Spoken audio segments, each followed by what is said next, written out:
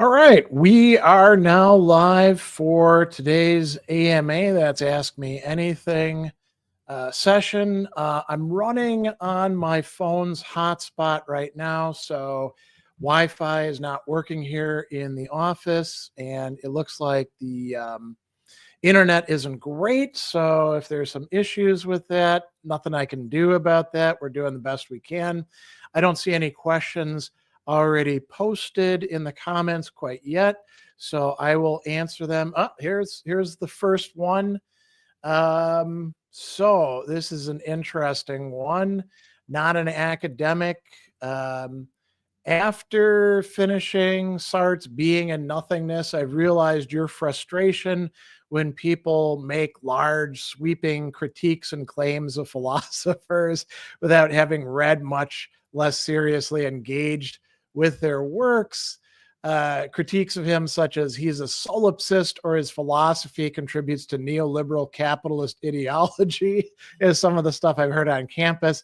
And now I can see that it was BS. Well, that's interesting. So I haven't heard Sartre called a solipsist or that he's contributing to neoliberal capitalist ideology. But I've heard a lot of other, criticisms of Sartre, and you could pick any other figure, and there are a lot of unfair criticisms that pass themselves off as critiques. I guess you could say that if you want to actually do a critique, you have to understand the thing that you're critiquing. And yes, you're right. Very often people don't really understand much of what they are attacking because they haven't read the works.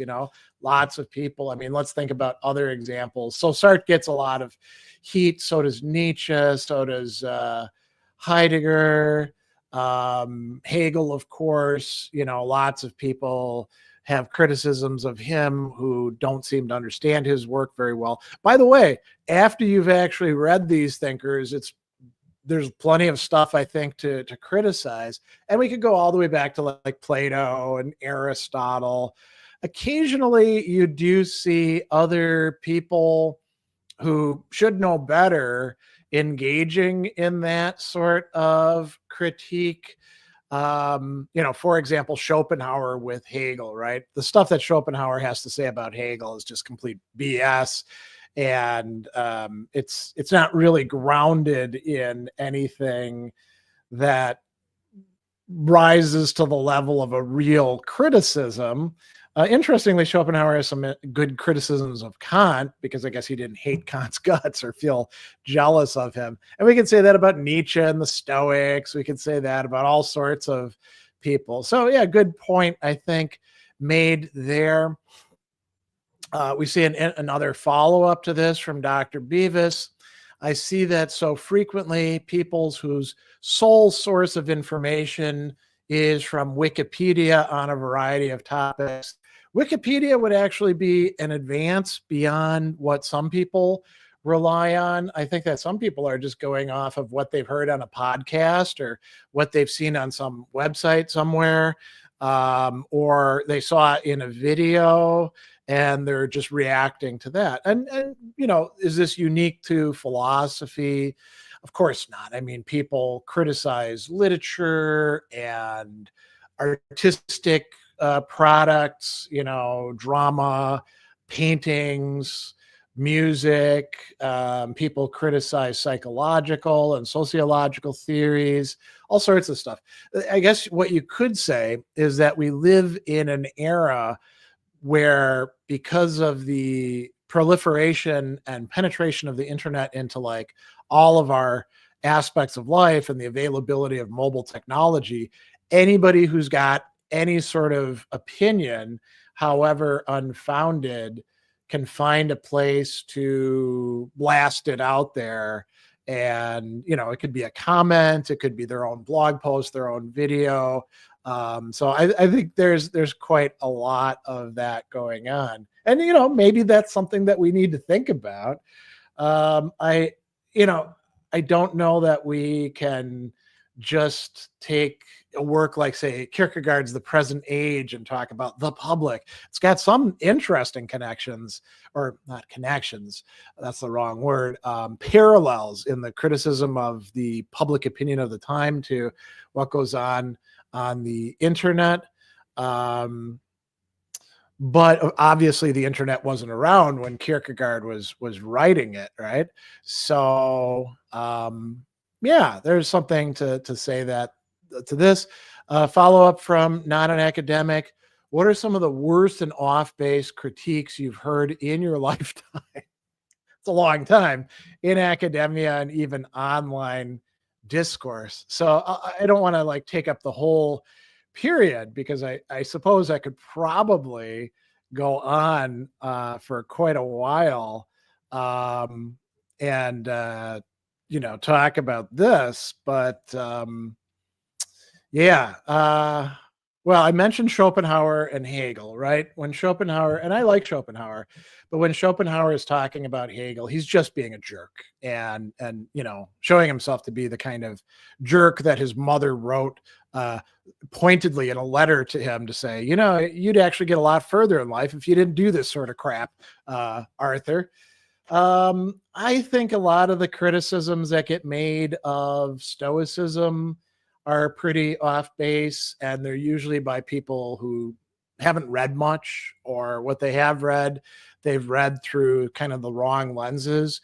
Reading Ryan Holiday is not actually learning about Stoicism. You got to go to like either reputable, scholarly, have done their work kind of present day sources, like say Chris Gill, or you got to go and actually read the Stoic texts, some Seneca and Epictetus and Marcus Aurelius. I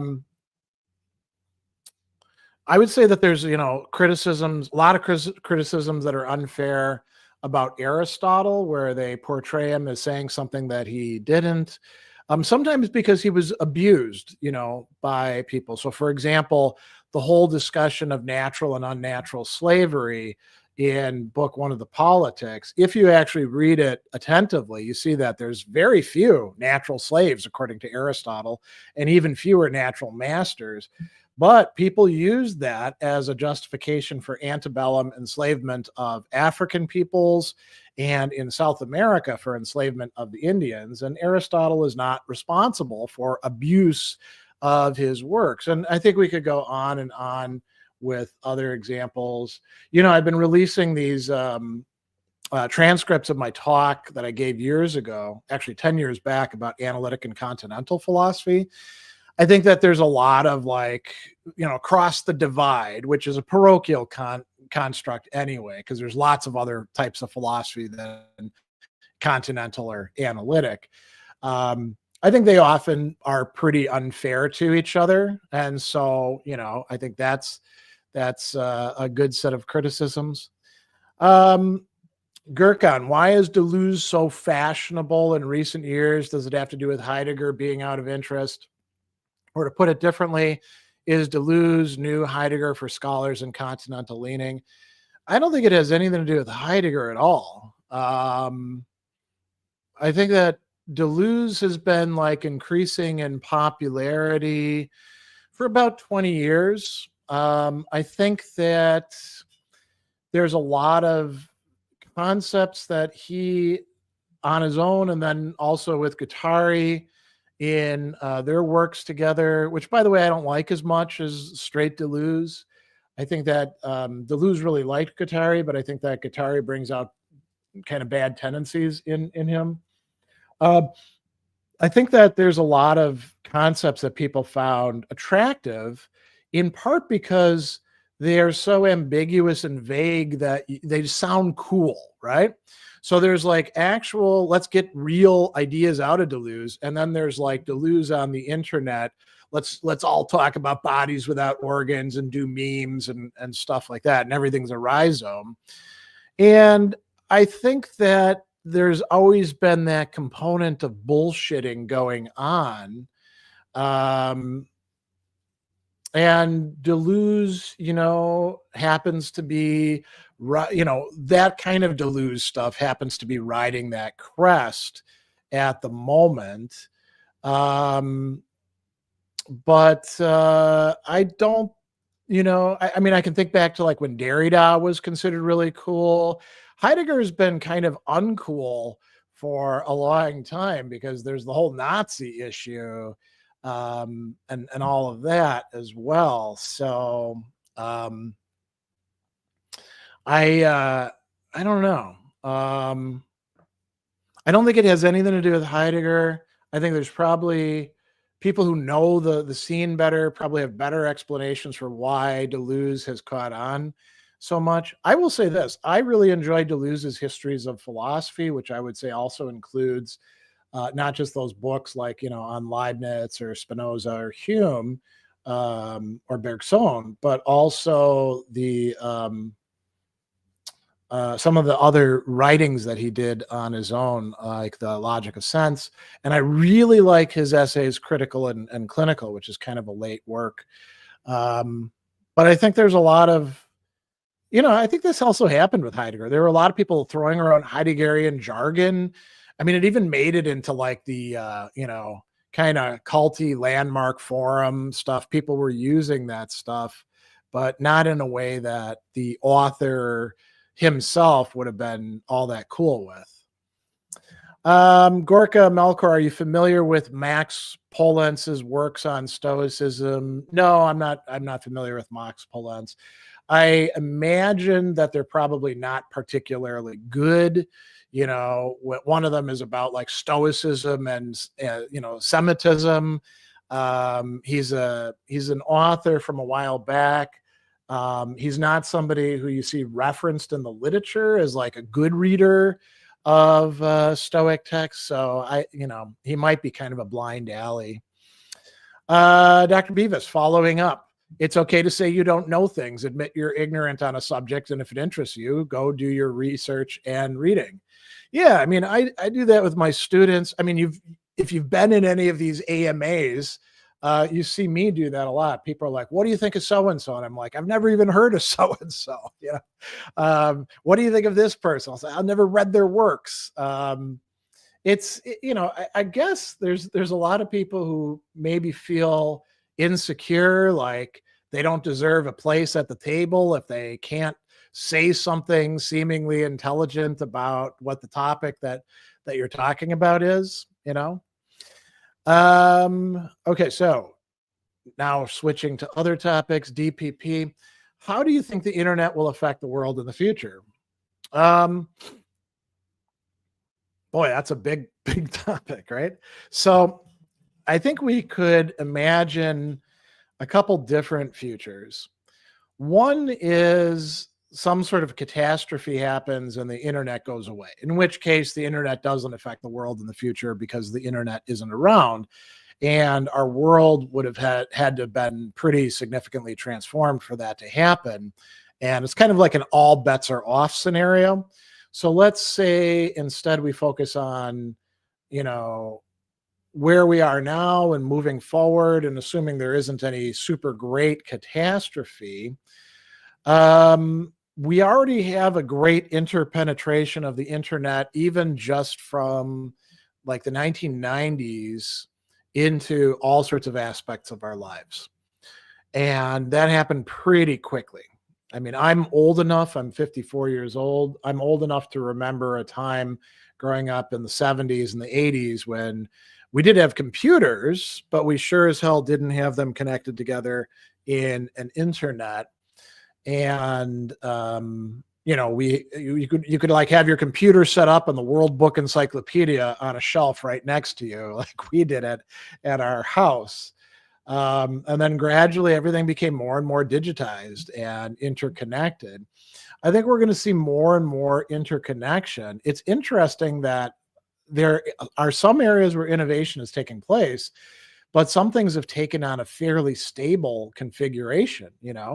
Somebody was pointing out recently that Apple has not done anything particularly innovative that's been very successful in a long time. The iPhone comes out with new models, but it's still the same technology.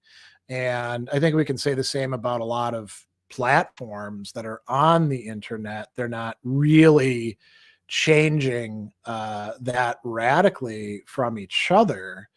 And so I don't know, maybe what we're going to see is, continual development of things and fairly stable configurations. I mean, look at what we're doing right here, this streaming thing. So I'm using a platform called StreamYard that I've been using for about like maybe the last 6 months or so, and I like it. It lets me stream to YouTube, where most of you are watching this, LinkedIn, where a few of you are, and Facebook, where a few of you are as well. And it could stream to Twitter if I wanted to pay more money, but right now I don't. And it's a newer program, but it interfaces with these other ones, produces better sound, produces better video, and it's it's cool that they've got this. What will things look like in 10 years? I'm willing to bet we're still going to be doing this kind of thing. So what will it look like 100 years from now? Man, I don't know. Maybe we'll have implants, or the idea with like glasses that we look through will have become part of our life, or our phones will be integrated in our bodies in some way. I don't really know. So, all right. Ibrahim, do you agree more with Parmenides on the nature and relation of thought and existence and being, or Kant on there being some sort of filter that being goes through, or maybe a different idea? Maybe a different idea. I don't see why we would set up those two as being like the two poles. Parmenides doesn't differ with Kant on the nature of a filter. I guess you could say doxa functions as kind of like a filter for that. I mean, really, who would be more similar? Parmenides and Schopenhauer, right? Schopenhauer is a monist. Parmenides is a monist. But Parmenides, we don't have enough really to say much about him. We have some fragments from a longer poem. I think it's always rather dangerous to extrapolate too much out of not enough text. Same thing with Heraclitus. We have a lot of fragments that are really cool, but what can we really say about the Heraclitean logos? Not that much, Kant, we have like entire bookshelves worth of stuff. So we've got a fully developed systematic theory. Am I a Kantian? No. There's some cool things about Kant that I do like, but I'm not, we've got like hundreds of philosophers that we could choose from. Let's see. Diomedes, can you bless us with your take on the philosophy of Dune? I don't know that there is a philosophy of Dune. Do you mean like what Frank Herbert's own viewpoints were, how they're woven into the work, like, power corrupts and human beings need to have some sort of path forward to avoid stagnation, and religion is often used to control people? I mean, we don't really have something that I guess we could call a philosophy of Dune as such. What we have, because it's a narrative work, are a number of big problems connected with plots, connected with characters and movements that are representing them. So we could say, like, the different factions represent different sorts of approaches to life. Like, the emperor at the beginning in the first book is trying to like maintain a kind of equilibrium. The Harkonnens clearly represent, bad guys giving into their dirty primal urges. You've got the Atreides, who in some sense are like the good guys, the honorable ones, but there's some problems with them as well. And then you got the Bene Gesserit behind the scene, doing all these machinations, trying to bring about the Kwisatz Haderach. And then you got Paul trying to figure out what the hell am I going to do? And Alia, of course, a tragic figure. But these could represent, sort of like with Dostoevsky, right? Is there a philosophy of Dostoevsky? I don't think so. I agree with Mikhail Bakhtin. Dostoevsky is writing very polyphonic, complex novels where there's a lot of different ethical points of view being represented, So I think that's all I could say. David Cox, how do the Stoics see physics, ethics, and dialectics in relation to the physical world, human conduct, and the functioning thoughts?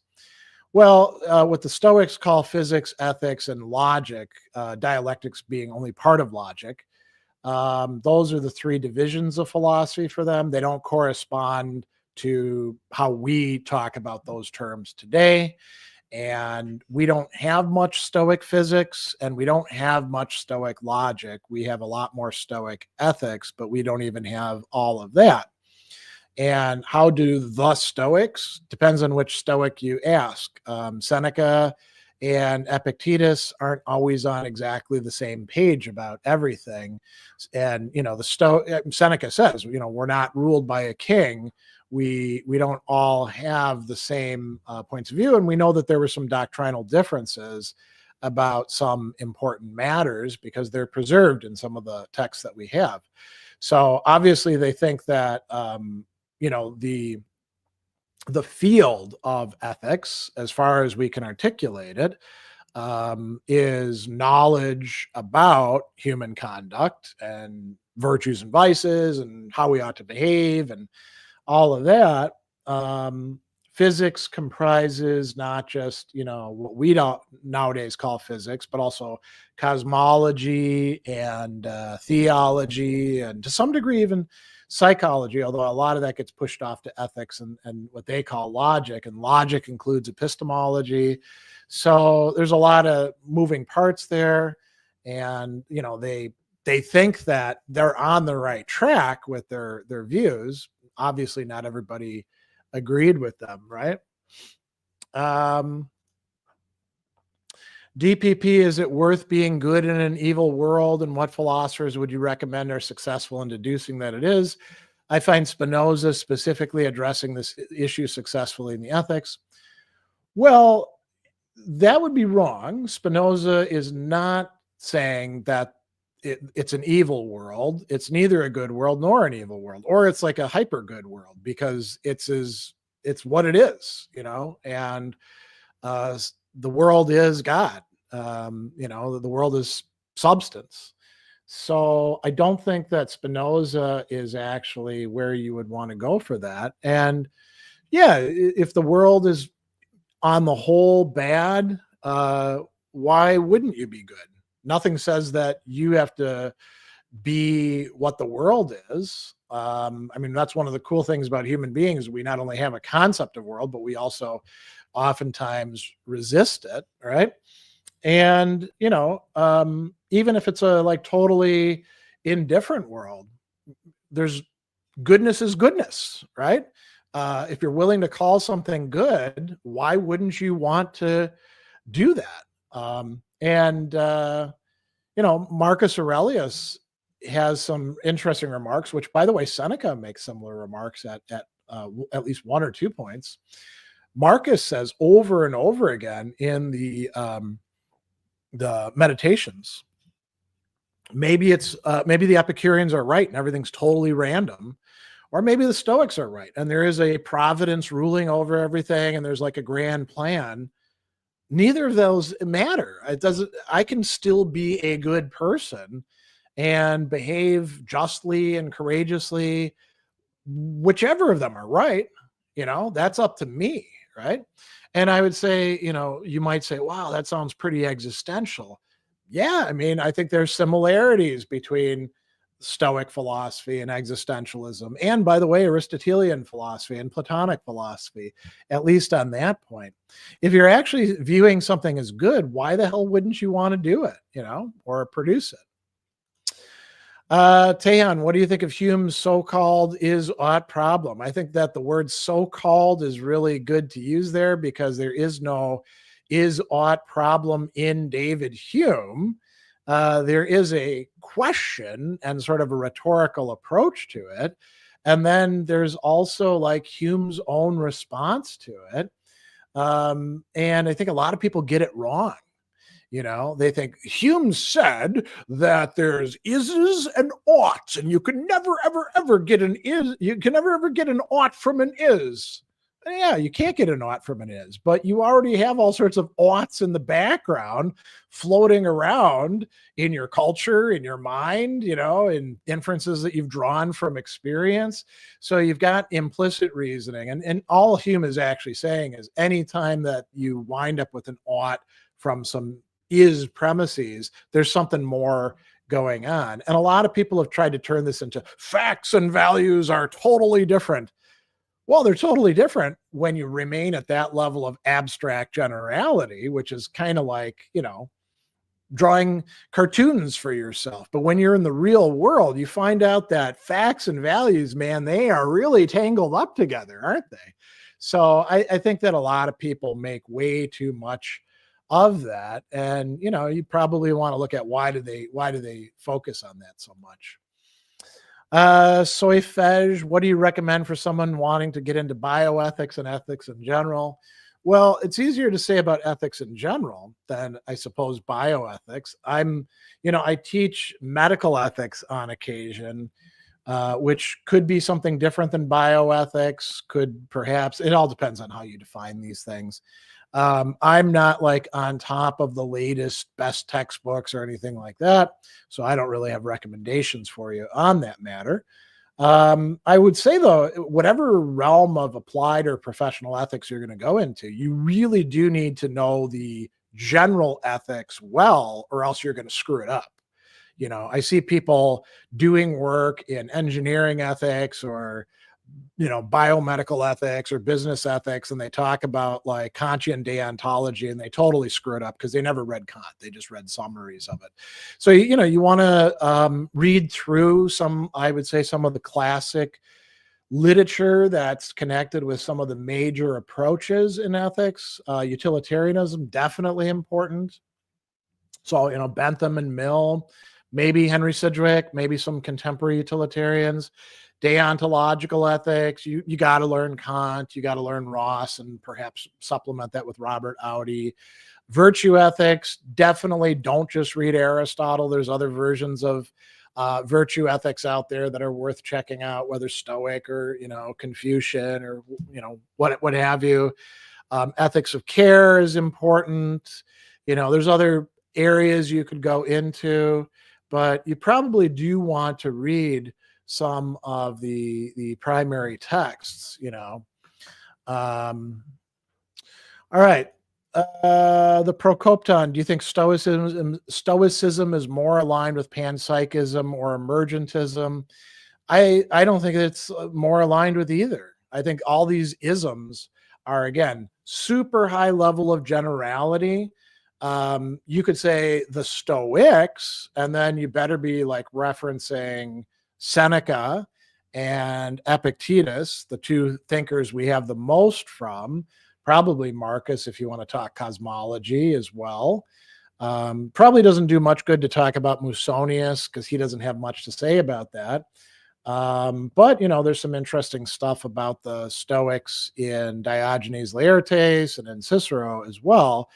And they don't always map onto each other very neatly, It takes some interpretive work. And so you got to say, well, whose Stoicism are you talking about?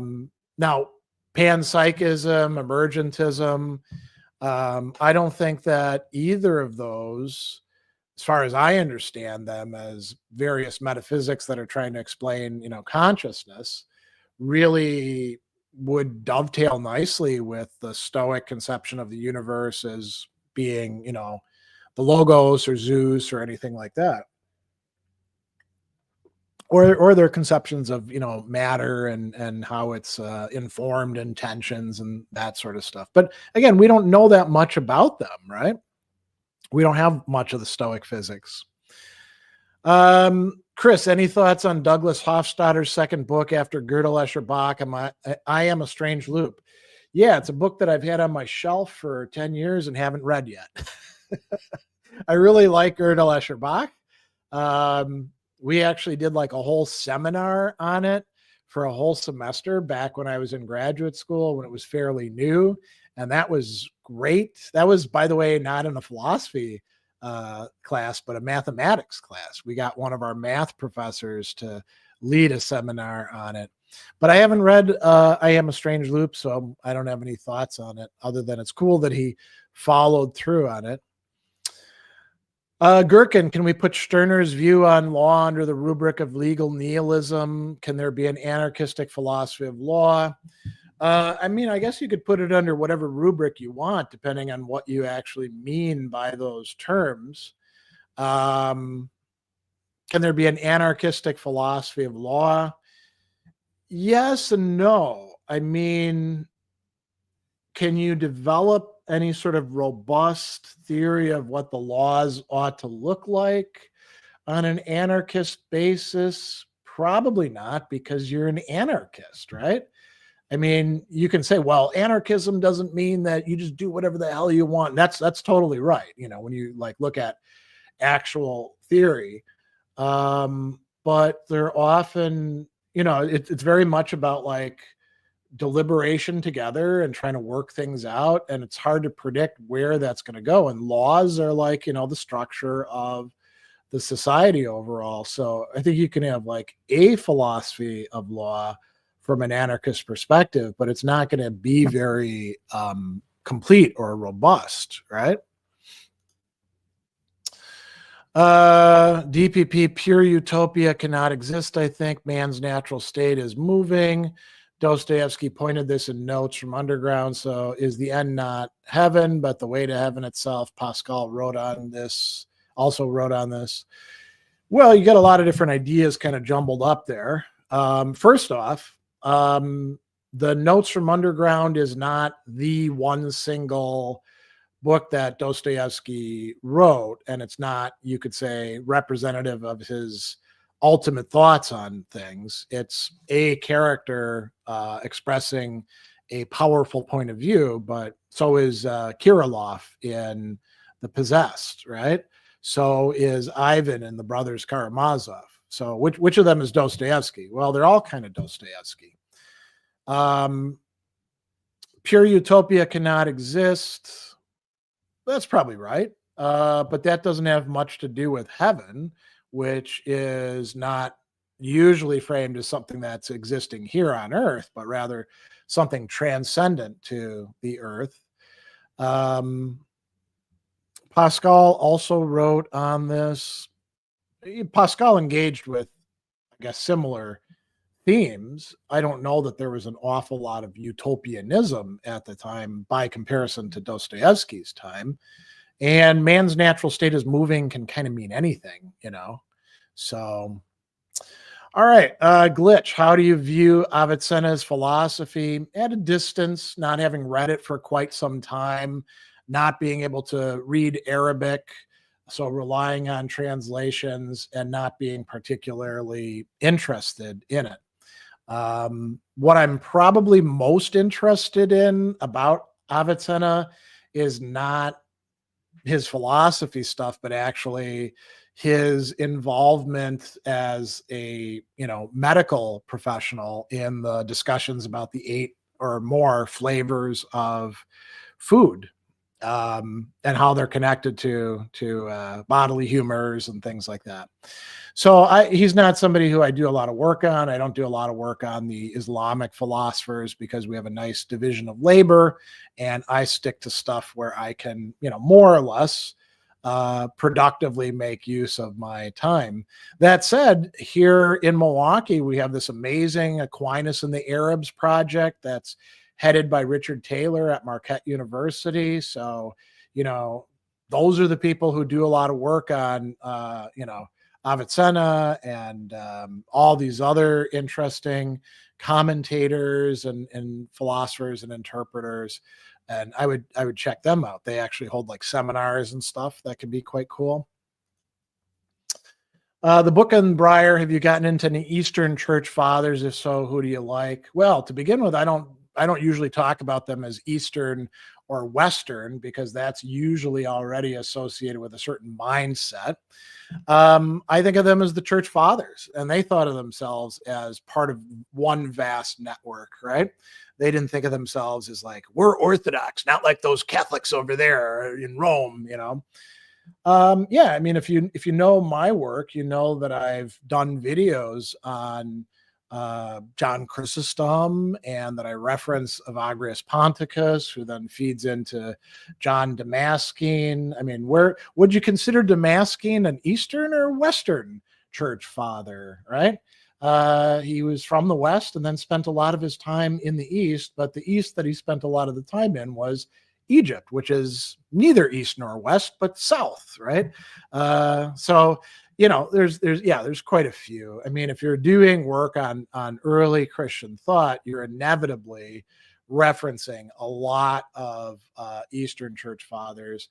You know, the Cappadocian ones, the ones in Palestine. Alexandria is a major place for a lot of them, and then we've got the others further south Egyptians. So yeah. Oh, this is interesting. Hobbit says, what can I do to make my students more inclined to read philosophy and engage with it? I'm currently teaching a few philosophy courses for high school and college freshmen. Your videos do help in it. I'm glad to read that. Well, some of this is going to be very nuts and bolts. Most students are not particularly motivated to study whatever field it is, the stuff that we put in front of them, right? Because we're probably teaching them some of the stuff at the wrong time. They are, you know, if they're high school students, they're interested in like the social hierarchy and how to, you know, relate to the people that they're attracted to and what to do with their weird bodies that are growing all sorts of, you know, hair and, you know, voices changing, all that other kind of stuff, right? And I kind of get it, you know, and even college freshmen, they don't have themselves figured out. So, you know, you do have to you have to motivate them by grades to some degree. You can say, listen, the stuff that we're studying, you may not realize how good it is until later on. But you know, if you don't do the work, like I'll give you quizzes on the readings to make sure you're actually doing the readings. That's just like a baseline, but it is a necessary baseline, I think, you know? So that's good. And then, you know, I find myself that what has been most productive for me is you have to get them fairly early on to see that the stuff that we're talking about has direct applications within their life. It doesn't have to like solve all their life problems. They don't have to figure out what the right position on everything is, but it helps. So like, you know, like when I'm teaching Aristotle, Nicomachean Ethics Book 1, we start out with the question, why is your butt in this seat at 8:00 in the morning on a Tuesday in this classroom? You know, why are you in this class? And they can very easily articulate, oh, it's a required class, Intro to Philosophy. Actually, it's called Foundations in Philosophy at Marquette. And I'll be like, well, that's fine. Why do you care? You know, oh, well, because I want to eventually graduate. Okay, now we're getting somewhere. What's the point of that? I mean, who cares if you have a college degree? Well, I'm going to get a good job. Well, okay. I mean, maybe you will, maybe you won't. You know, 4 years from now, the job you're prepping for might not exist. Why is it important to have a good job? Well, you know, life satisfaction, got to make money, security, and we'll talk about, you know, all of these things and where they got their ideas from about them. Maybe the people that were telling them, oh, you got to go to college are full of crap, right? And so there's epistemological questions there. And then there's ethical questions. What kind of life do you actually want to have? How does this class figure into that? You know, what if you do make a ton of money? Is that actually going to make you happy? Or have you seen rich people who are miserable and can't stand their spouses or their kids or their lives? So, you know, doing that sort of thing, I think can be really, really helpful. You know, you gotta connect with them, and so try to solicit from them, you know, examples, ideas, and criticisms. You know, here's Aristotle's point of view on things. Where do you think he's getting things wrong? Let's put it up on the chalkboard, and then we'll see if we can articulate it, going beyond like, well, he's cringy, you know, I don't like this. Let's articulate it, and then let's examine that as well. And I think you do have to be a little prepared to say, we're probably not going to get through as much stuff as I planned we would, and to be cool with that, you know? So, but that's a great question. And teaching high schoolers, man, I tip my hat to you, because that is not easy. All right. Horatio Killjoy, I watched your interview on grief with that guy. Any plans for a follow-up? Seemed really interesting. I'm not sure which interview that is, because I've done quite a few things on grief.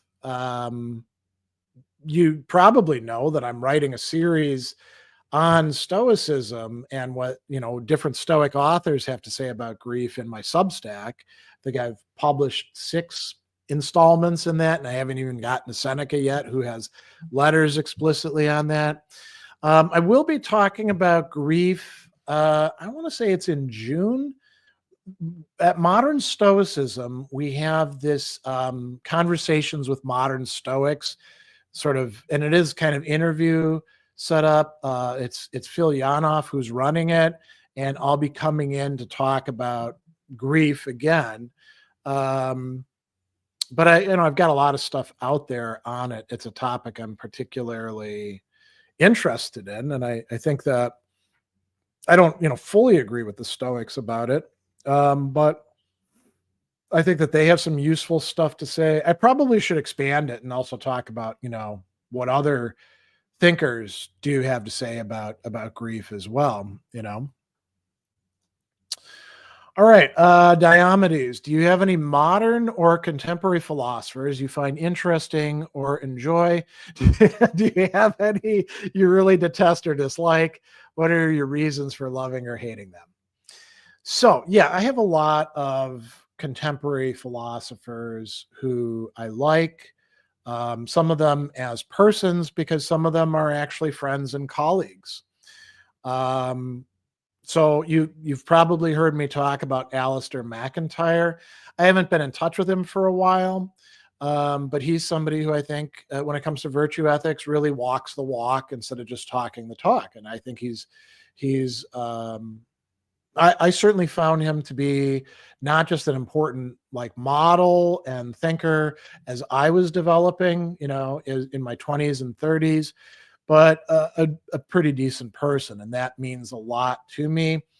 I've met a couple other people of his stature who, to me are like academic superstars who I also really liked. Anthony Long, Julia Annas, Christopher Gill. These are people whose works I read and reference and think highly of. Kate Rogers, a great Anselm scholar. So, that's really cool that I've had those sort of opportunities to meet these people and interact with them. And there's other thinkers who I can say, yeah, I like the kind of stuff they do. And I've never met them. Although sometimes I've been in the same room as them, just never interacted with them. I think Jürgen Habermas is pretty cool, maybe a little too wordy at times, but, he's somebody well worth reading. Who else is still alive? Contemporary philosophers. I mean, we could talk about people who are recently dead. We started the session off talking about Deleuze. I enjoy reading Deleuze and thinking about his stuff. He's been dead for quite a while now. So yeah, there's quite a few. Now, modern philosophers, I really like Rene Descartes. He's really grown on me over the years. I'm also a big fan of Mary Wollstonecraft. I wish she hadn't died young like she did. There's a lot of existentialist thinkers who I like quite a bit. Lev Shestov, he's really grown on me over the years. I like Nietzsche and Kierkegaard, Gabriel Marcel. I think he's become more and more important for me over time. The guy I wrote my dissertation on, Maurice Blondel, Simone de Beauvoir, Albert Camus have grown on me over time as well. And then any that I really detest or dislike. I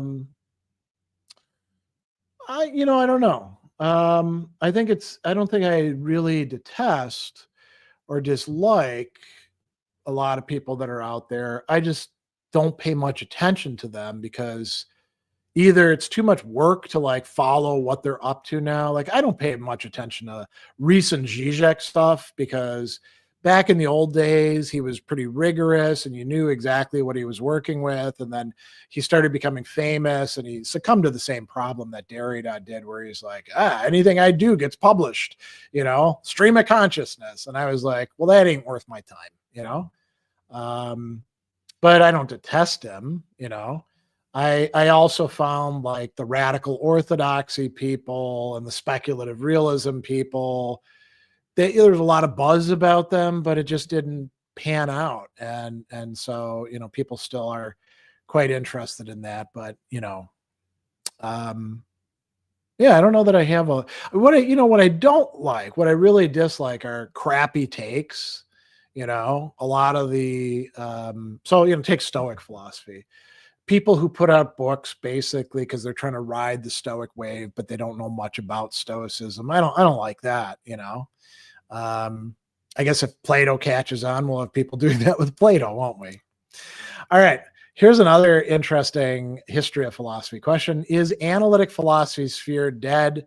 I can answer that right now. Absolutely not.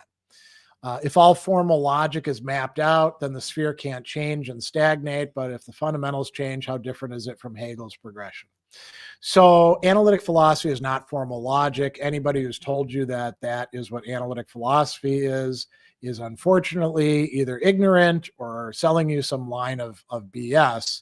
And all you got to do is like start reading around in analytic philosophy to figure out that it's way, way, way more, even in the early days, than just playing around with formal logic. There's this whole, very interesting set of discussions of language leading into ordinary language philosophy, conceptual analysis.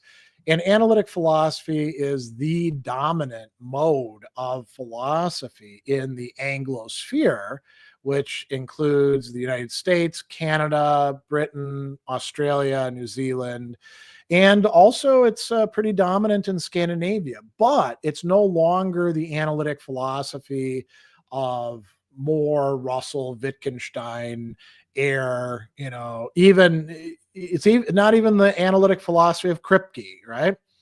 More recently, it's proliferated into a whole bunch of discourses, many of which are not really in very good communication with each other. They spend a lot of time reinventing wheels that have already been well done in other places. For example, there's this whole analytic discourse about virtue epistemology that they could have saved themselves a lot of time just by reading the literature, coming from the critical thinking field and also reading some Aristotle and some other stuff as well. But, that's what they do.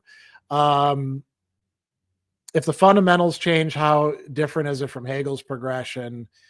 Well, Hegel died back in the 1840s, right? I think, or the 1830s, wasn't it? So Hegel wouldn't know anything about the progression of analytic philosophy. It didn't exist at his time. There's no way he could have laid it out, right? So Hegel's not particularly useful there, I would say. All right, Joe Dez, I can't think of a good question, but thanks for the videos. Hope your ankle is healing well. Thanks. Yeah, I didn't actually hurt my ankle. My ankle went out or I tripped, and then I hurt my leg because I fell on it. And there's, some scabs that are healing over. And I did a bit of, when you're getting older, you tense up and you fall, and that gives you some knock-on damage. And I think I'm feeling quite a bit better now. That happened almost a week ago. So yeah. Now look at this. So I just mentioned Kripke. Here's a question about Kripke from Kurup. What do you think about Kripke's naming and necessity? It was an interesting book, I guess, back when it came out. Kripke is not the absolutely brilliant thinker that some people have made him out to be. And I think 100 years from now, nobody's going to be paying much attention to him, except for historians like myself who, read the people that nobody else reads anymore.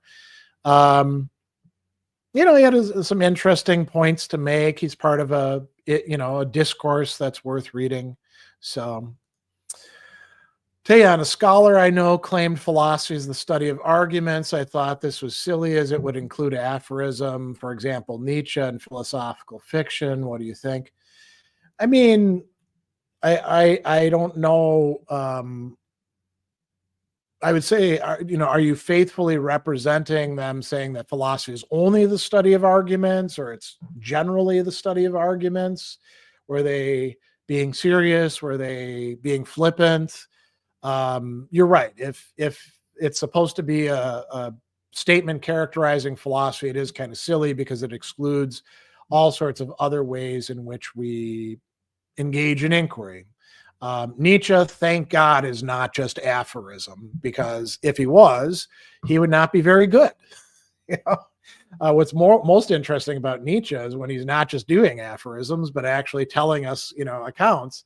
Philosophical fiction, yeah, you're right about that. We have all sorts of other things. And it's interesting. So I just finished up this week teaching an online class on the ancient philosophers on friendship. And we finished up with looking at Lucian of Samosata and this his satirical piece he writes called The Parasite, where he makes an argument that parasitism, basically being a butt kisser who hangs around rich people, is an art form and better than rhetoric or philosophy, which, by the way, he's both studied and he's taught rhetoric. So he's really joking around. But one of the arguments that he makes about philosophy is there's no adequate definition of what philosophy is. This is in ancient times. So if that was the case then, even more so now, he says the Stoics say one thing, the Aristotelians say another, the Platonists another, the Cynics another, the Epicureans say a different thing. So anytime anybody tries to tell you, I have the definition of philosophy, they're full of crap. It wasn't even the case back in ancient times. It's definitely not going to be the case in the present today. So, yeah, that's kind of an interesting thing to think about. Here's one from Maximos. What are your thoughts on communal ontology? How familiar are you with Eastern Orthodox philosophers? Depends on what you mean by Eastern Orthodox philosophers. If you're talking about Berjayev, pretty familiar with his work. If you're talking about like contemporary stuff, not very familiar, but a lot of the church fathers fed into Eastern Orthodoxy, although Catholics also read them, as do Copts, as do Syriac Christians. So, we just call them church fathers generally, I don't know what communal ontology means. That sounds like a technical term that's used by some people. So if I don't know what it means, I can't say what I think of it. Let's see here. Scrolled up a little bit. Not so Oedipus says, have you found any threads or ideas in the thinking and work of Wilfrid Sellars you enjoyed or found yourself drawn to? I've never read Wilfrid Sellars, so no. By definition. Elijah says, Whitehead's process and reality interests me. Can you describe how you draw on this work and thought and practice, blind spots or problems, how to get a lot out of it? Thank you. Well, if you want to read it, I would say do not read that first, because it is a harder work than Hegel's Phenomenology of Spirit. I started reading it back as an undergraduate. I probably understood 1/10 of what I was reading at the time. I went through it with a tutorial student a couple summers back. We spent almost the entire summer on it. And I would say I probably managed to understand about 70% of what I was reading. Don't read Process and Reality first. If you want to read it, read some of other Whitehead's more accessible works first, so you actually have an idea about how Whitehead thinks about things and what his writing is like and what his approach is like, you know? And I wouldn't even start thinking about how you're going to draw upon his work or blind spots or problems or anything like that until you've actually read some other Whitehead. And by the way, I would say this for Hegel too. People are always like, got to read the Phenomenology of Spirit. Well, who told you that? You know, why not read an easier work first so you can kind of get your sea legs, so to speak. There's actually a question about this. So best work to start with Hegel, not the Phenomenology, either the lectures on the history of philosophy, because at least you know what some of the people he's talking about are, or the lectures on the philosophy of history, preferably both of those before you try to tackle harder works like the Phenomenology, let alone the science of logic, which is even tougher, I think. Or the philosophy of right, so I always advise those. Some other people are like, no, you should start with some of the earlier works, but I think it's better to start with that stuff because you know where the reference points are. But I think in general with philosophers, you don't want to like jump into their magnum opus. People are like, I got to read Kant's Critique of Pure Reason. Well, who the hell ever told you that? I mean, was your life incomplete before you read it? How do you know? Maybe you want to read some easier Kant before trying to jump into the first critique, It seems, like if you're going to go to the gym, would you immediately go to the weight machine and put it all the way down at the bottom setting and then like try to do the military press? Or would you maybe start with 30 pounds, do something a bit easier for yourself? Gorka, have you read Integration and Difference by Grant Maxwell? I haven't, so I have nothing to say about it. Dr. Beavis, so this is going back to the how to effectively teach students. That's what my sociology professor started her class with. It was a great start to get us thinking regarding the why are you here question. Yeah, that's interesting to think about how you would do that with how would you do that with sociology or psychology or even math? Like, what are you doing here? Why are you in Calc 1? Well, because I want to be an engineer and I got to get to differential equations. Great. How is this class going to help you to do that? Thinking, as we say, teleologically. I think that could be very powerful for motivating students, Arash, this is kind of a non-starter. What is your argument against the argument from the possibility of a contingent being in God's existence? So I don't even know what that is. That sounds like some very niche discourse that's going on in a place that I'm not checking out. And I don't usually have arguments against somebody else's argument. So I don't know. I think you have a different model of how to do philosophy in mind than I do. DPP, your thoughts on Schopenhauer's essay on immortality? If immortality is real, are we all stuck with the world of will? Eastern philosopher is a term, by the way, that I never use because there is no such thing as Eastern philosophy. That's kind of again, super generality, ignores the huge cultural differences between the, East Asian cultural sphere, the South Asian cultural sphere, and all sorts of other things as well. But Eastern philosophers prolong rebirth by holding on to their philosophical life. I suppose some do, but that ain't actually how you see things in Buddhist or Hindu philosophy, or even Jain stuff. They're usually trying to get away from rebirth, the whole wheel of samsara thing. So I think you might have your thoughts confused about dharmic wisdom traditions there.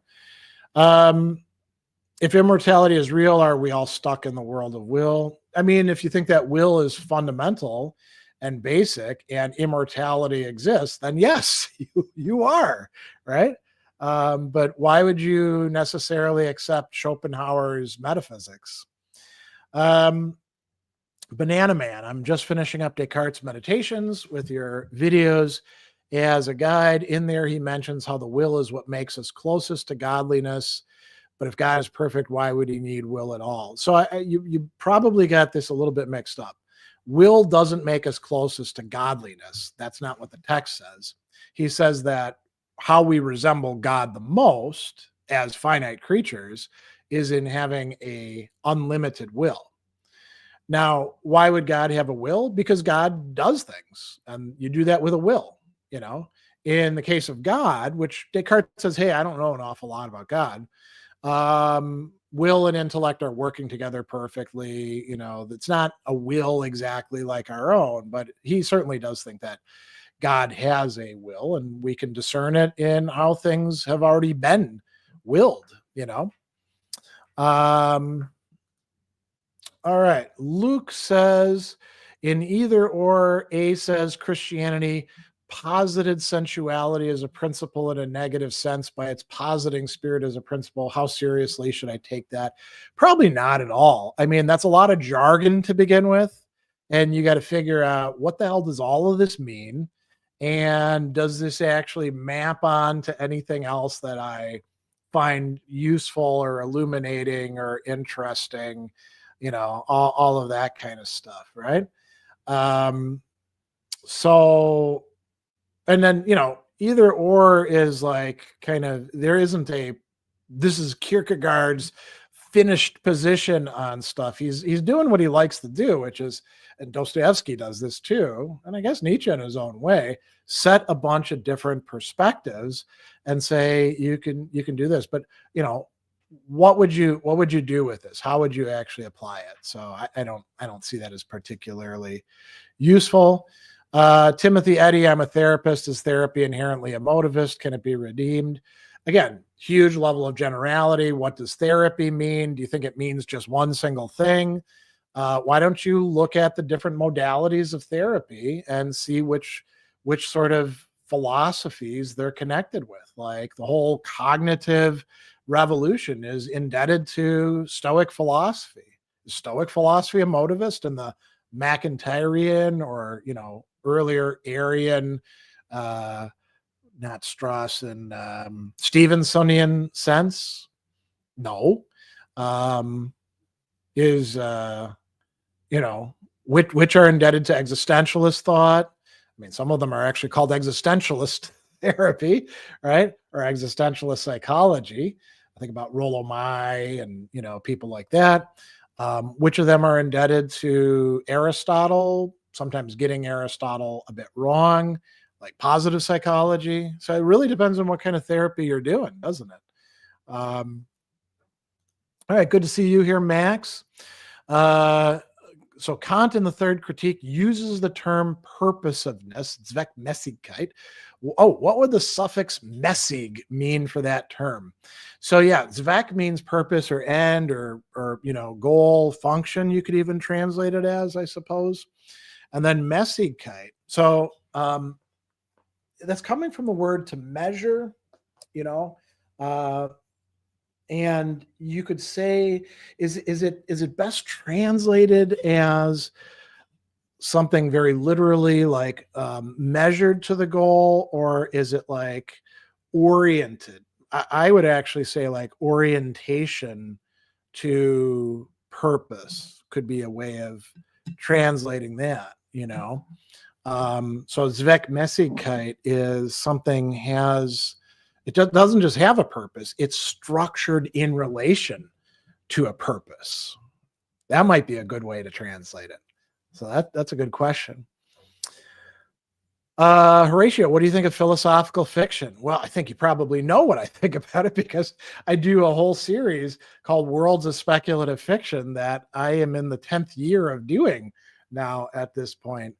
So obviously I think that there's a lot of great fiction out there that engages with philosophy. Think about Ursula K. Le Guin or Philip K. Dick, and Stephen Erickson's Malazan Book of the Fallen, amazing reflections on ethics and metaphysics in those. We mentioned Dostoevsky earlier. My favorite novel by him is The Possessed. And it's in part because there's so much philosophy involved in it. And that's why Camus turned it into a play, Albert Camus, instead of doing Brothers Karamazov or The Idiot or something like that. Is it a good way to get into philosophy? It kind of depends on the kind of reader, right? And the temperament that you have. And maybe it also depends on like who else you get to talk to about philosophy. Like if the only people who will talk to you about ideas are, requiring you to read philosophy books, well, then you bringing up this cool novel that you read might not be very helpful, right? But if you can find other people who are interested in talking about the deeper ideas, we had this question about Dune earlier, right? Is there a philosophy in Dune? They just turned, they brought out the second installation of the movie recently. So Dune is in the popular culture. You could probably find people who'd be willing to talk about some of the philosophies in Dune, right? And that could lead you to talking about technology, power relations. You could go a lot of different ways with that, right? All right, so DPP, with so many interpretations in philosophy, how is it generally decided which philosopher's interpretive take carries great weight? Out of all the thinkers, who decides which philosopher's ideas matter? I don't think there is any complete consensus about that. I mean, there is something to like in literature, right? We often say, well, there's no one single completely perfect reading of something, but a lot of the readings are bullshit and you can set them aside. So if you read the Odyssey and you say, well, this is about a guy who's been away for 20 years, comes home, deals with the fact that these guys, these local nobles are trying to marry his wife and take his house and kill his son, and he and his son kill them all. And then, there's a successful resolution. That's not a bad take, right? If you favor something a bit more out there, like you're going to reread the Odyssey through the eyes of Telemachus, which, by the way, you could, because the first 4 books are basically Telemachus's story as well as Odysseus's. First 3 or 4. It's been a while since I've read it, but I was really struck by how important Telemachus is as a character and how relatable as somebody who grew up losing his father, without a father, and looking for father figures, how relatable that was for somebody like me. I could like come up with a reading and I'd be like, yeah, I think this is what's going on. And somebody could be like, oh yeah, okay, that's cool.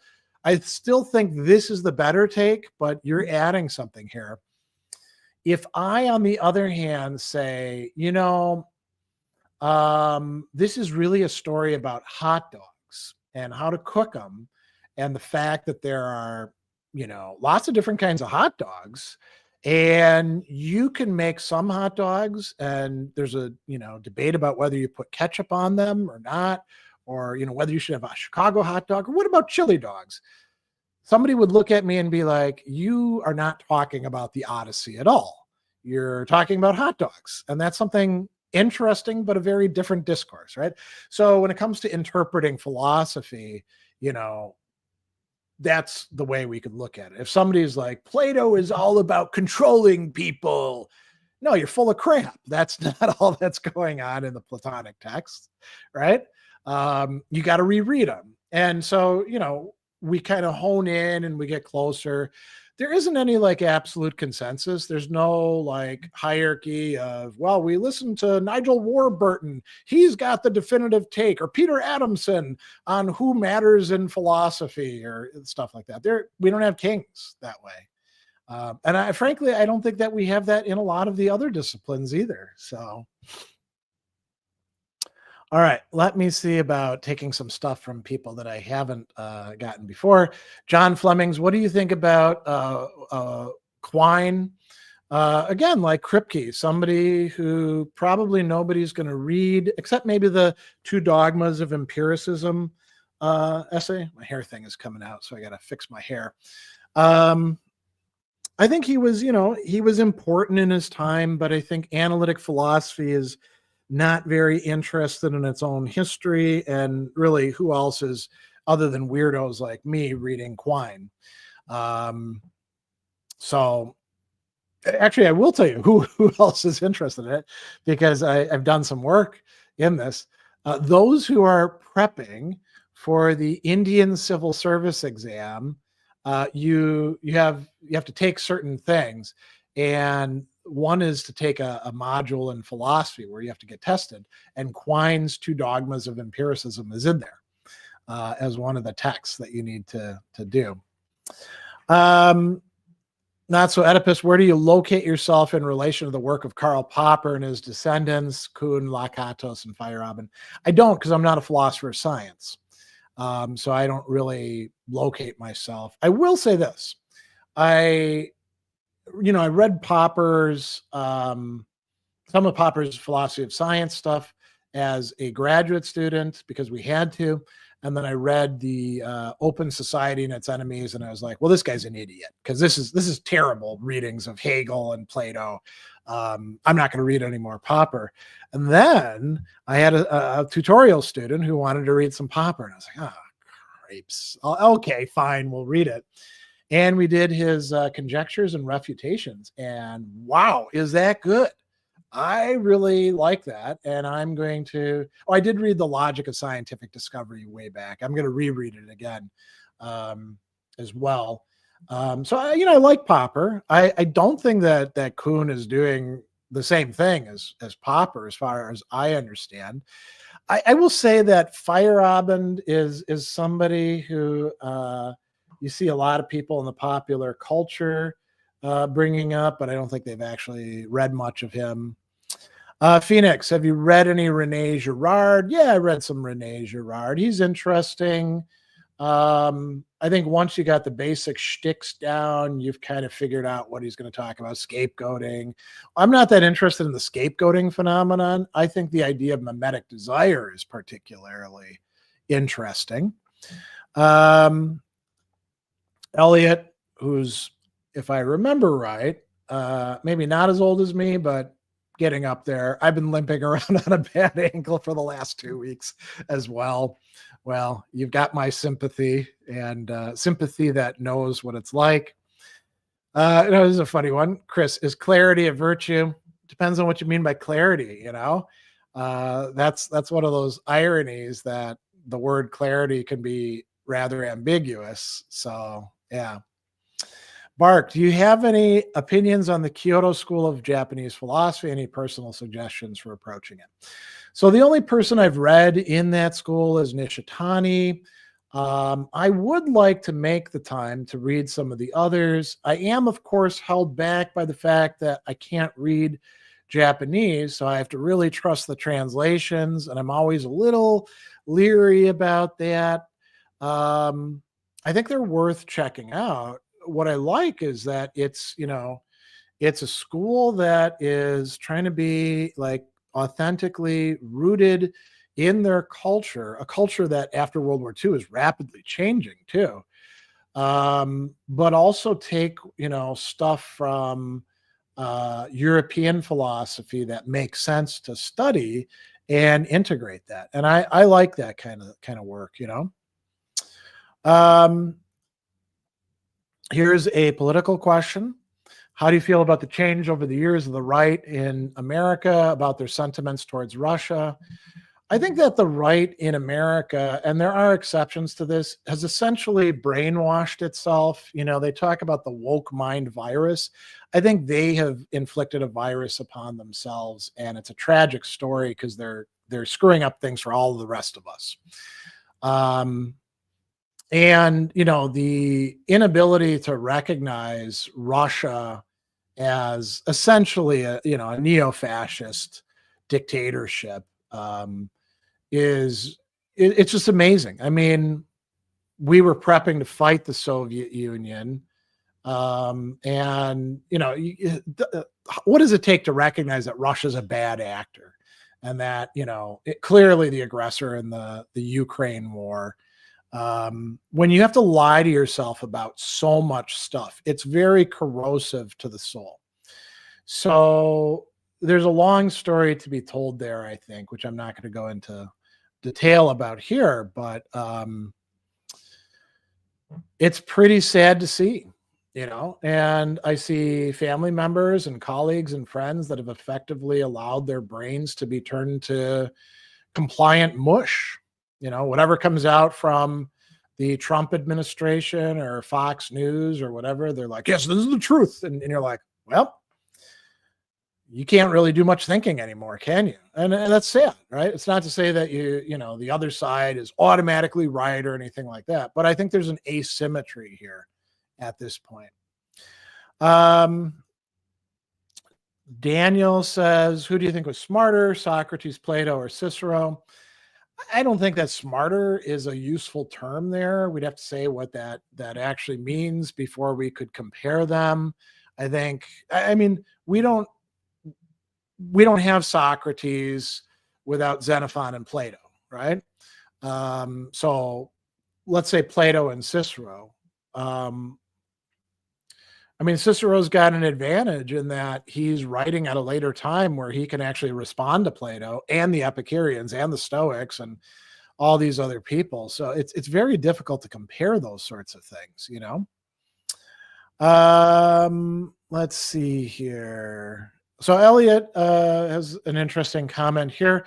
Philosophy is the thing that psychology should integrate, which it currently lacks. It's whatever is absent in psychology, which should be there. Yeah, it kind of depends on like which school of psychology we're talking about. But on the whole, I would say that's right. And we could say that about other disciplines, but we can also say that philosophers, for their part, are often kind of lazy when it comes to opining about other fields, like say sociology or history. The philosopher wanders in and he's, I've got a lot of thoughts for all of you people. Here's some notes, right? And they're like, well, we've already thought about these things. You just haven't read any of our books, so. Oh, here's an interesting question. Is Nietzsche the prophet for the next 1,000 years? I'm very intrigued by Nietzsche. How am I supposed to read it? So practical question second. We'll start with that. I would say there's no like one easy entry work for Nietzsche the way sometimes there is for some philosophers. And I've been giving this some thought lately. I usually in the past recommended beginning with a more systematic work like The Birth of Tragedy, which is his first major work, but is an early work, or with The Genealogy of Morals, right? But I've come now to reconsider that and to think, and I haven't fully fleshed this out, and I probably should. I should think this through. Maybe Beyond Good and Evil is a really good entry point because it is structured, but it is more aphoristic rather than like fairly systematic the way The Genealogy is or Birth of Tragedy is.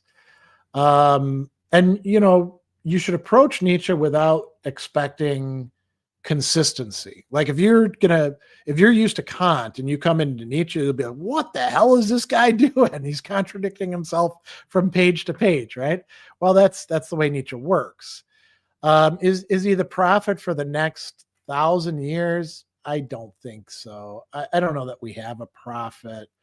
If we do, it's got to be somebody closer in time who, sees the situation that we're in with the, after the world wars and the Cold War and, the rise of the internet and stuff like that. Nietzsche just, he was a very important thinker for thinking out what's going to happen in the 20th century, but I don't think he's a prophet for 1,000 years.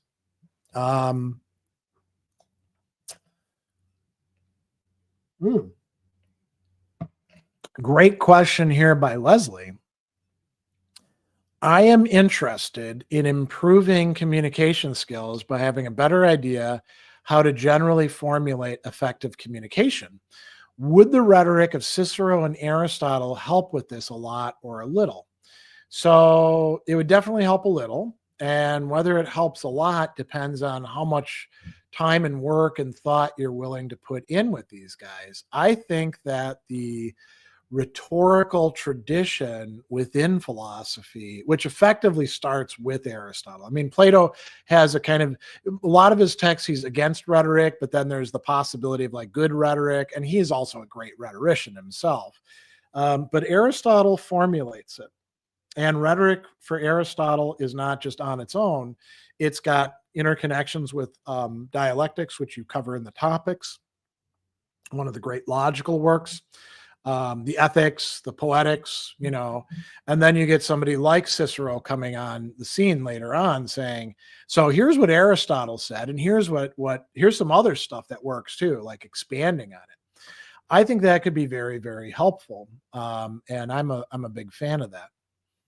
So, aphorismenoi, who do you think was right, Avicenna or Thomas Aquinas, talking about the oneness of God? So I'm guessing this is like a Muslim versus Christian thing, Trinity versus radical oneness. I don't think that either of them were necessarily right as such as Avicenna or Thomas Aquinas. And I haven't read Avicenna for a long time, so I can't say much about that. All right.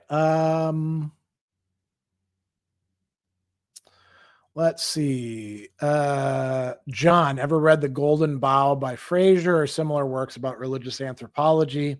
Many works.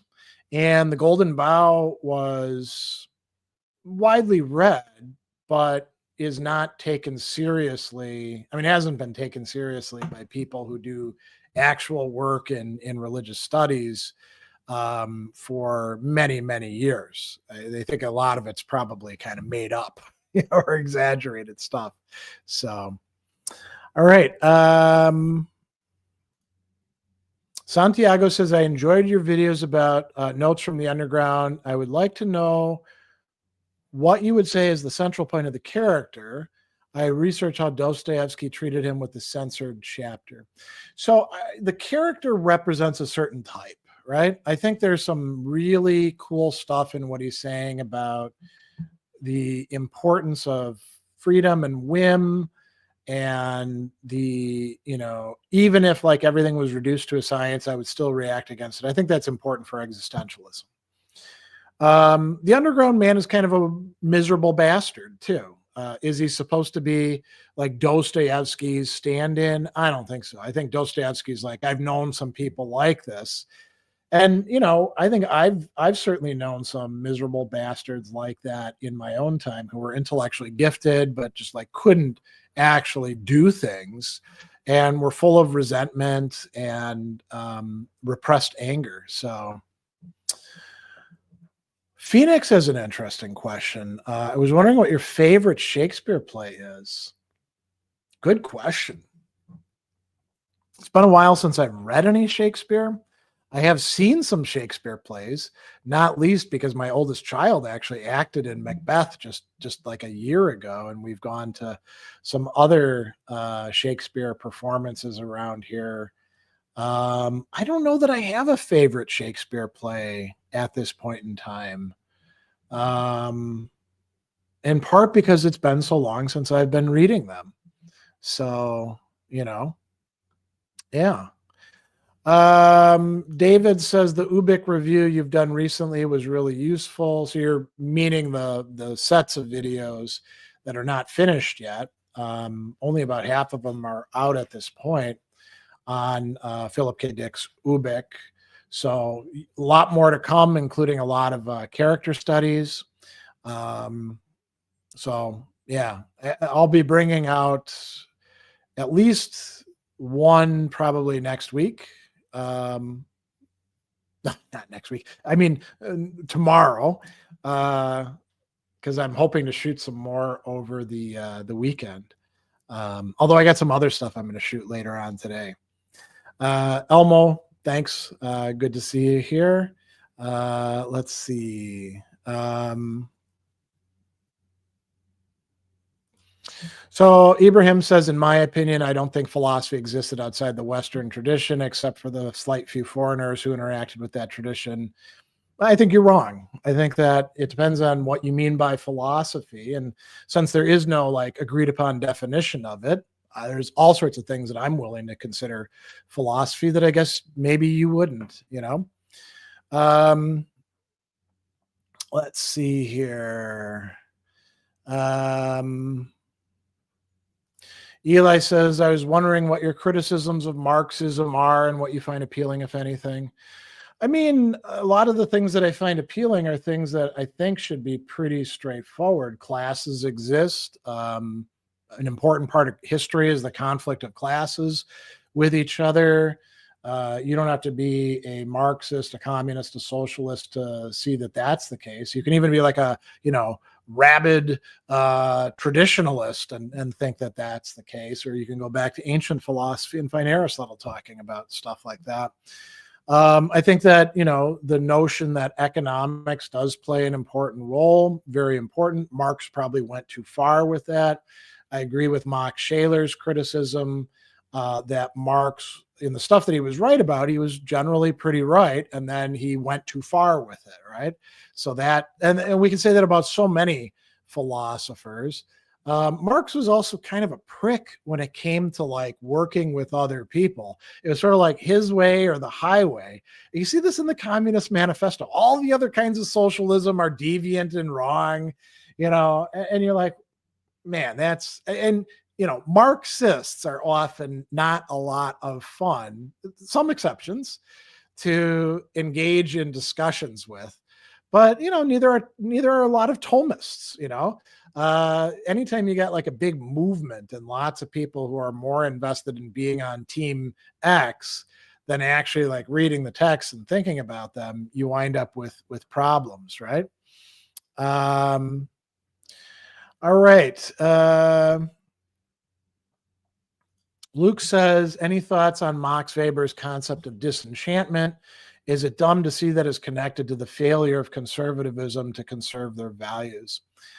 Well, I mean, the notion of disenchantment is something that goes back, quite a ways. It doesn't have to do with like contemporary conservatism, which is very different than what, and I'm using an American context here. What was called conservatism in, say, the Reagan era is now clearly not what these people calling themselves conservatives are for today. They're more arguably, in the fascist spectrum.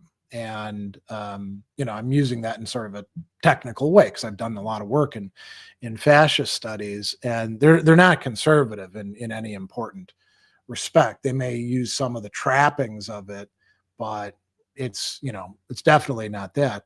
I don't know that Weber's notion of disenchantment helps us with that. That's this broader idea that as we move into modernity, a lot of the things in which we found, and he's not the only one to articulate this, a lot of the things in which we found value and there was kind of an irrational mystique about, they've been unmasked, and now we're stuck with just seeing things as they generally are, as they truly are, and we don't like that. I mean, you could see some of the, stuff on the right wing as an attempt to like re-inject that stuff, but it's all fever dreams, it's all kind of fantasy stuff. Another question about conservatism. I've heard you say this from Big T, good things about the conservative movement. I've never had anything good to say about the conservative movement because the movement has usually been a bunch of assholes, frankly, in the past. I'm curious if there are specific organizations or people you have in mind that were good examples of that. I grew up in a state where, and actually even in neighborhoods where there was considerable ideological difference between people, and we were able to function okay together.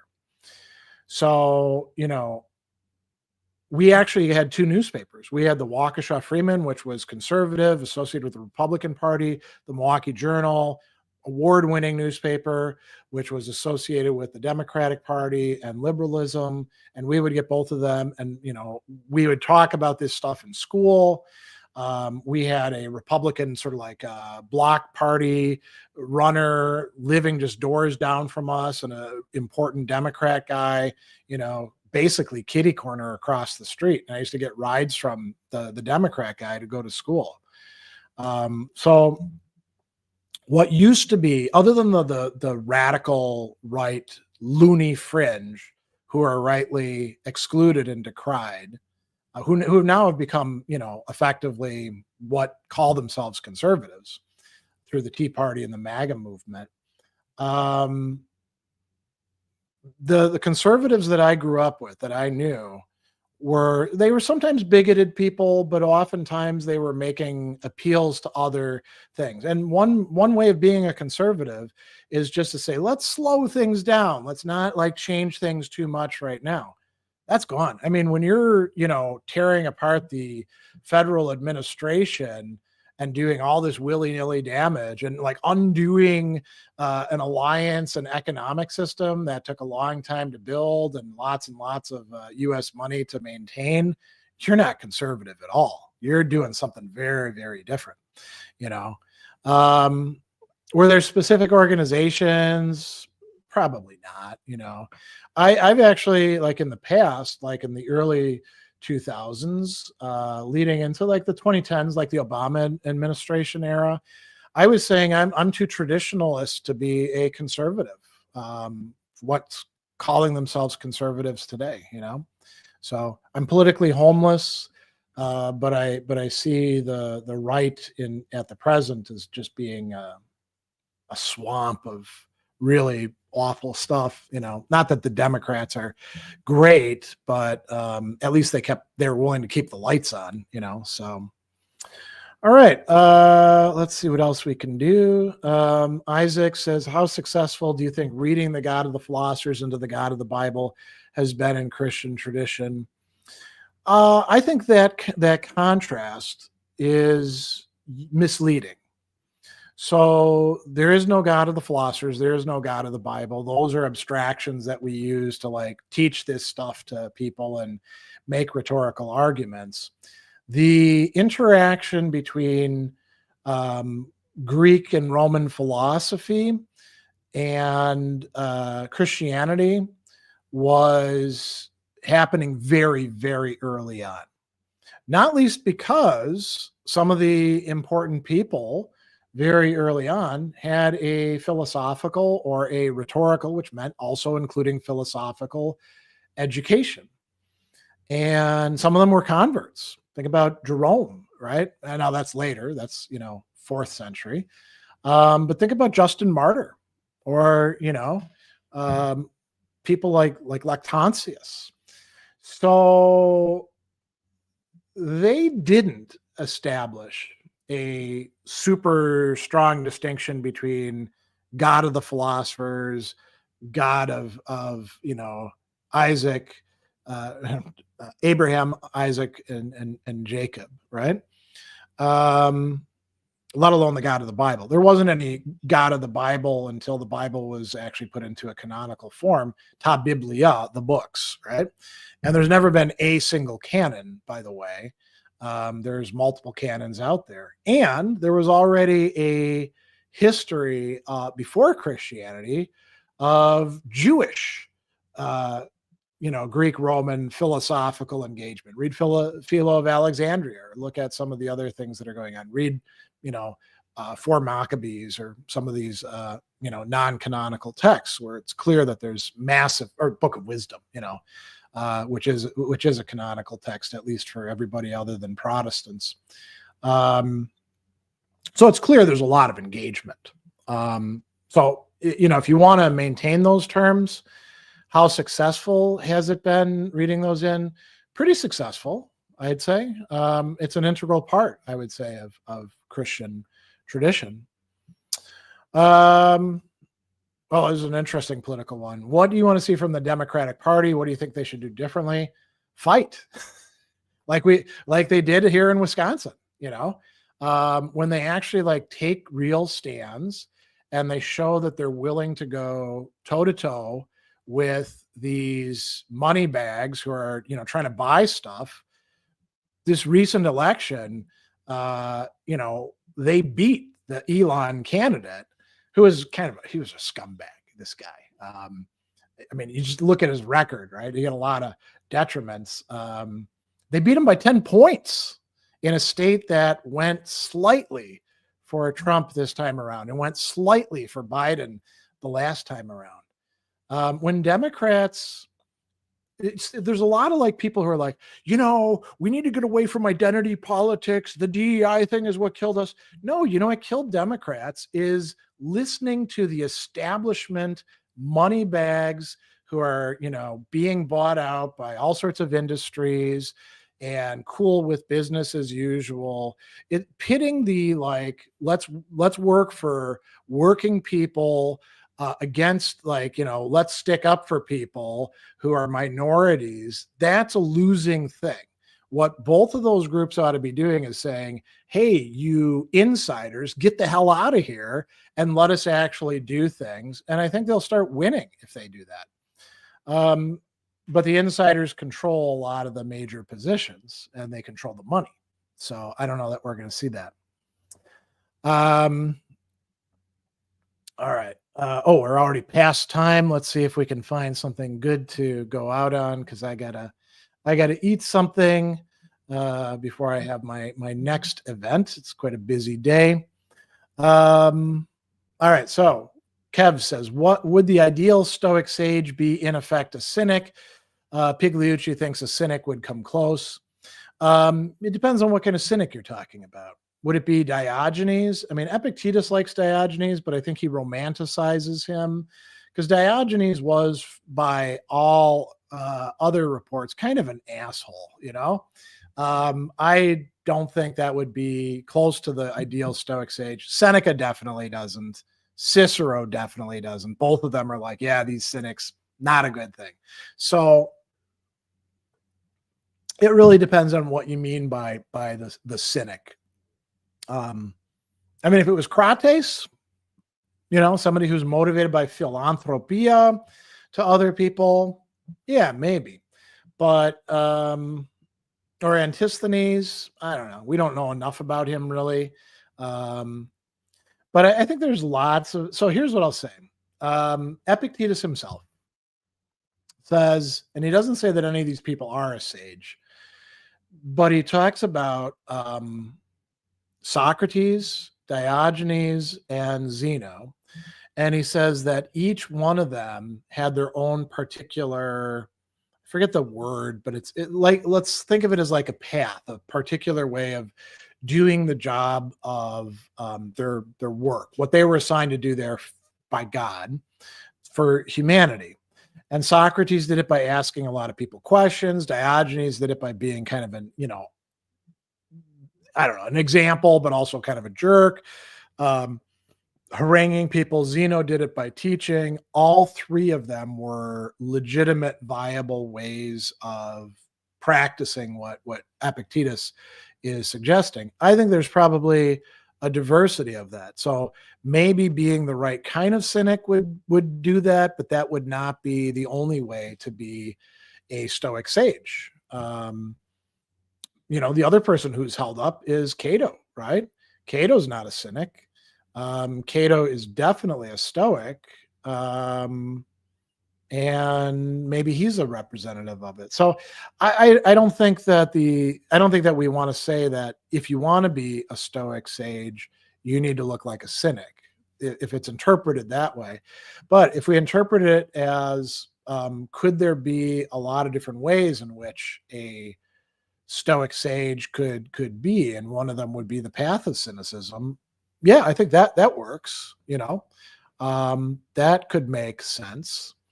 So, all right. So there's a lot of other questions, but I don't think we're going to have time to get to them, because I got 20 minutes to wolf something down before I go and do my philosophy chat for Patreon supporters. So I'll just thank all of you for being here, and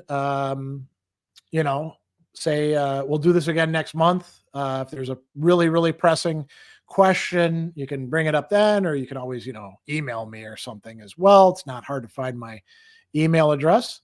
And yeah, we got some cool events coming up this month. Next weekend, Worlds of Speculative Fiction. We're looking at some more of the Dresden Files, which I'm really, really enjoying reading. Almost ready to start shooting video on that. Then we've got classic metal class. Me and Scott Truly are going to be discussing speed metal in the 80s. And then we'll have another Understanding Anger towards the end of the month. This time discussing cynicism. So those who are interested in the cynics might want to show up for that. But other than that, I think we're pretty much done here. So I will see all of you. Hope you have a great rest of the day.